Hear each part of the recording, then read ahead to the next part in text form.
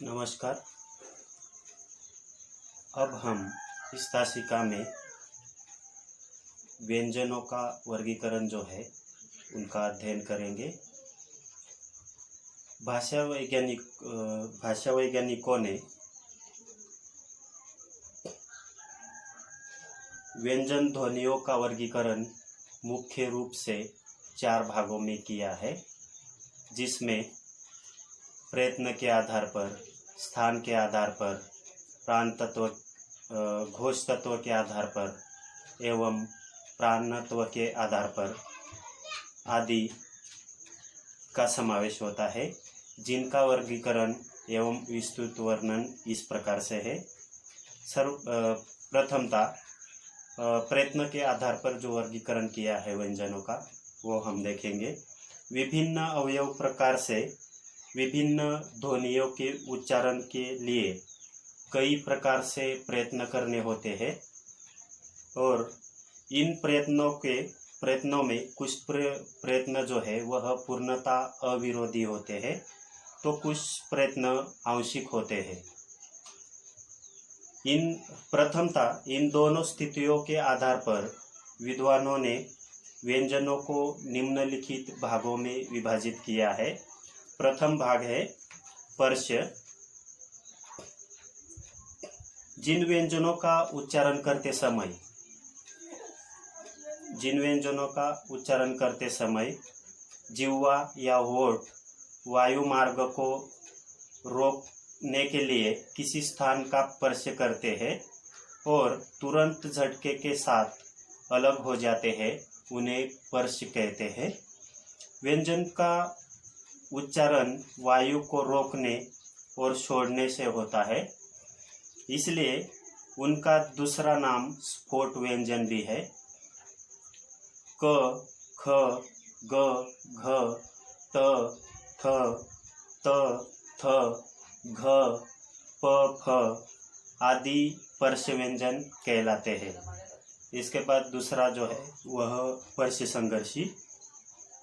जिन व्यंजनों के उच्चारण में पर्श्य और संघर्ष दोनों की स्थितियों का समन्वय होता है, अर्थात जिह्वा स्थान का स्पर्श भी करती है और वायु घर्षण के साथ बाहर निकलते समय संघर्ष भी करती है, उन्हें पर्श्य संघर्षी कहा जाता है।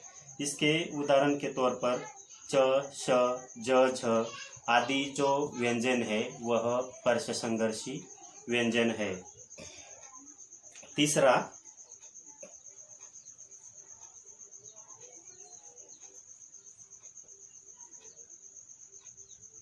संघर्ष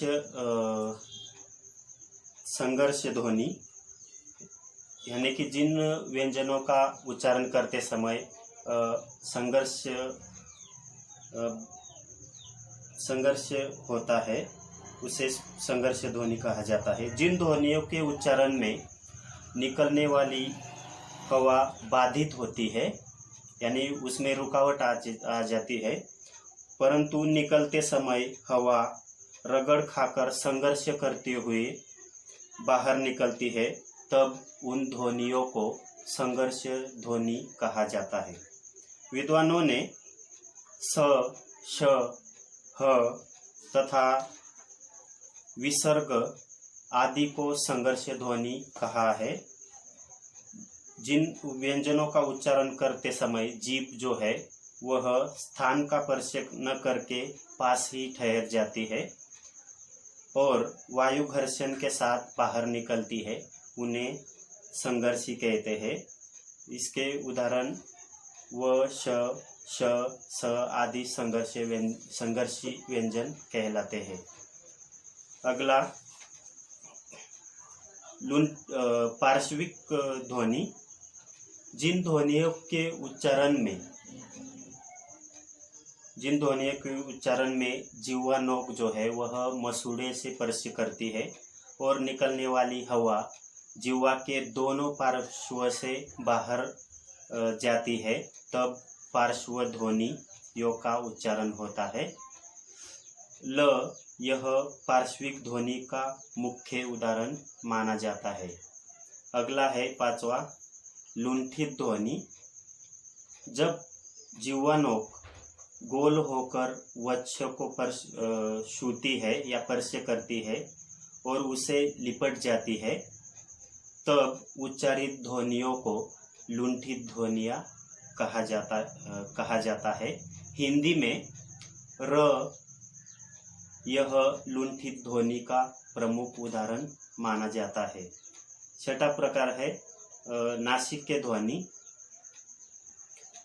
कौवा नीचे झुक जाने के कारण हवा जो है वह मुखविवर के मार्ग से न होकर नासिका विवर से बाहर निकलती है, तब उस स्थिति में उच्चारित ध्वनियों को नासिक के ध्वनि या अनुनासिक के ध्वनि कहा जाता है।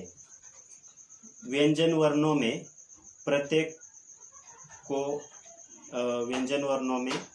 प्रत्येक वर्ग के पंचम ध्वनि जो है इसका प्रमुख या मुख्य उदाहरण माना जाता है। 7 नंबर उत्क्षिप्त ध्वनि।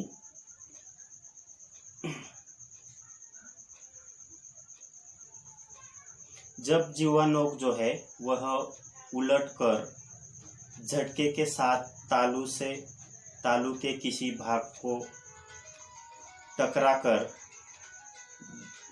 हट जाता है, तब उच्चारित ध्वनियों को उत्क्षिप्त ध्वनि कहा जाता है।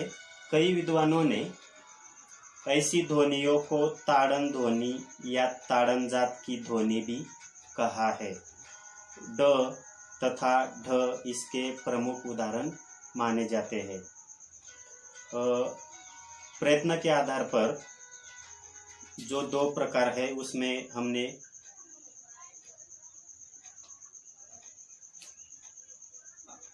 ब के अंतर्गत देखेंगे।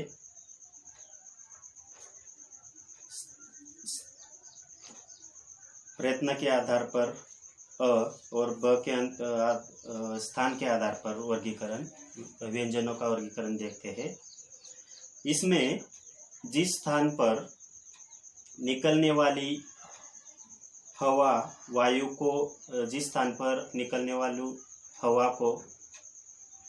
वाली वायु को रोका जाता है, ठीक उसके अनुसार ही विद्वान उसका नामकरण करना चाहते हैं। स्थान के आधार पर वर्गीकरण में निम्नलिखित स्थानों का जिक्र किया जाता है या समावेश किया जाता है। 1 नंबर काकल्य ध्वनि। काकल्य ध्वनियों को स्वर यंत्रमुखी ध्वनि भी कहा जाता है।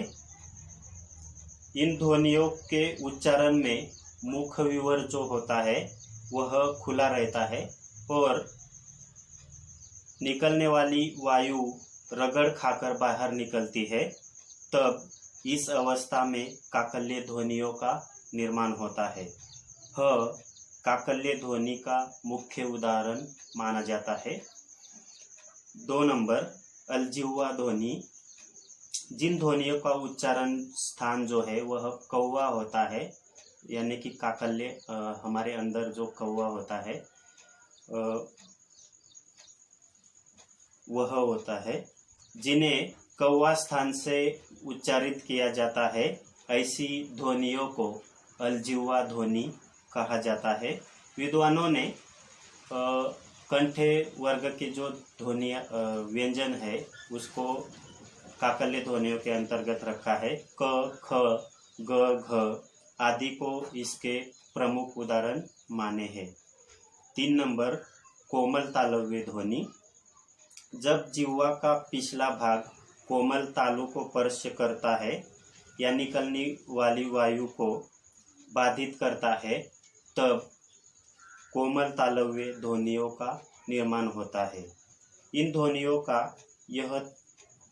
ध्वनियों को कोमल तालव्य ध्वनि कहा जाता है। क, ख, ग, घ, क, ख, ग यह ध्वनियाँ कोमल तालव्य के उदाहरण माने जाते हैं। इसके उपरांत चौथा तालव्य ध्वनि। जीभ का अग्रभाग जब कठोर तालु को स्पर्श करता है, साथ ही हवा को रोक देता है तब जिह्वा ध्वनियों का निर्माण होता है। उन्हें तालव्य ध्वनि भी कहा जाता है। च, झ, च, ज, झ, श तथा य इस तालव्य ध्वनि के प्रमुख उदाहरण माने जाते हैं। इसके उपरांत पांचवा मूर्धन्य ध्वनि। जिन ध्वनियों के उच्चारण में जिह्वा नोक जो है वह उलटकर मूर्धा को छूकर हवा को रोक देती है तब उच्चारित ध्वनियों को मूर्धन्य ध्वनियाँ कहा जाता है। इस मूर्धन्य ध्वनियों के प्रमुख उदाहरण के रूप में ट, ठ, ड, ढ आदि मूर्धन्य ध्वनियाँ निर्मित होती है। यह इसके प्रमुख उदाहरण है। छठा नंबर वत्स्य ध्वनि। जब जिह्वा नोक दांतों के ऊपरी हिस्सों यानी मसूड़े से स्पर्श करती है और निकलने वाली हवा जो है या वायु बाधित होती है तब उच्चारित ध्वनियों को वत्स्य ध्वनियाँ कहा जाता है। उदाहरणार्थ श, स और अंग्रेजी के टी और डी यह वत्स्य ध्वनि के प्रमुख उदाहरण माने गए हैं। अगला 7 नंबर है दंत्य ध्वनि।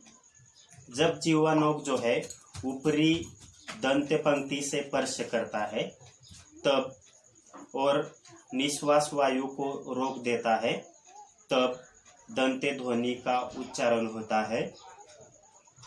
उदाहरणार्थ त, थ, द, ध आदि दंत्य ध्वनि के प्रमुख उदाहरण है। 8 नंबर ओष्ठ ध्वनि। जब नीचे का ओठ जो है वह ऊपर की दंत्य पंक्ति को स्पर्श करता है तब जिन ध्वनियों का उच्चारण ओठों की सहायता से किया जाता है उन ध्वनियों को ओष्ठ ध्वनि कहा जाता है। विद्वानों ने ओष्ठ ध्वनि के 2 प्रकार माने हैं जिसमें दंतोष्ठ ध्वनि और दंतोष्ठ ध्वनि और दंतोष्ठ ध्वनि का जिनमें 2 प्रकार माने हैं दंत के। जिन ध्वनियों की उच्चारण में नीचे का ओठ और ऊपर के दांत का स्पर्श करते हैं तब दंतोष्ठ ध्वनि का उच्चारण होता है और इनमें व, फ आदि ध्वनियों का समावेश किया जाता है। दूसरा, जिन ध्वनियों के उच्चारण में दोनों ओठों की सहायता ली जाती है तब उच्चारित ध्वनियों को दंत्योष्ठ ध्वनि कहा जाता है। इनमें प, फ, ब, भ, म आदि को महत्वपूर्ण स्थान दिया जाता है या आदि को इसका प्रमुख उदाहरण माना जाता है। 9 नंबर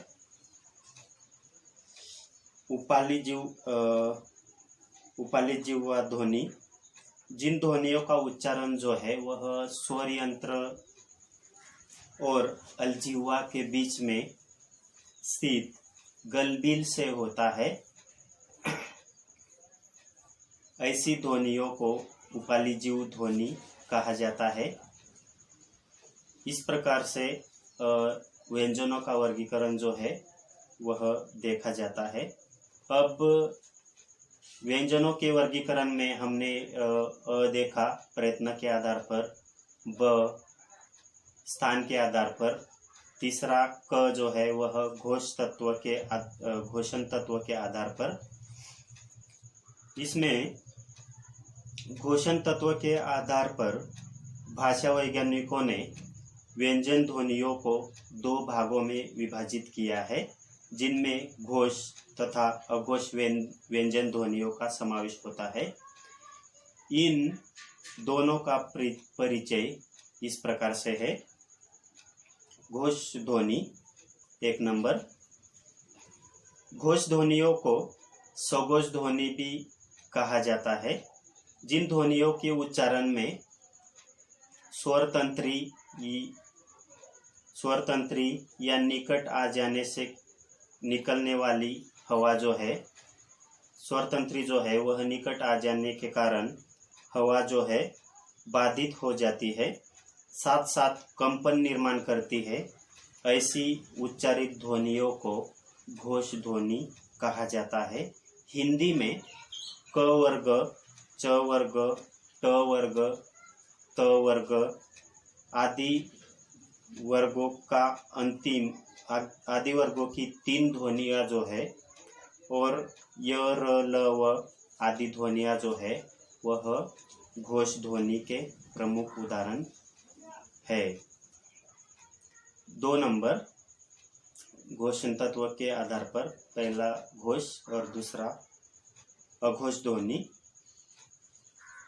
जिन ध्वनियों के उच्चारण में स्वर तंत्रियों से निकलने वाली वायु जो है वह कंपन निर्माण नहीं करती, ऐसी उच्चारित ध्वनियों को अघोष ध्वनि कहा जाता है। हिंदी में क वर्ग, च वर्ग, ट वर्ग और प वर्ग आदि वर्गों की आरंभिक 2 ध्वनियाँ अघोष ध्वनि के प्रमुख उदाहरण माने जाते हैं। इसके उपरांत